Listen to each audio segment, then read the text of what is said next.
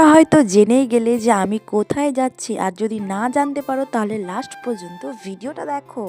মা মেয়ে তো রেডি হয়ে গেছিলাম, আর এখানে একটু হালকা ফুলকা মেকআপও করেছিলাম। আমরা আমাদের লোকেশনে চলে আসি, আর এখানে এসে আমি একটা অ্যাক্সিডেন্ট করে দিই। যাই হোক, তাকে তো সরি বলে দিয়েছিলাম। তারপরে আমরা তো অনেক আনন্দ অনেক মজা করেছিলাম। আর এখানে একজন সেলিব্রিটি এসছিলেন, কিন্তু তাকে আমরা দেখতে পাইনি। আমরা বাড়ি চলে এসেছিলাম অনেক আগে।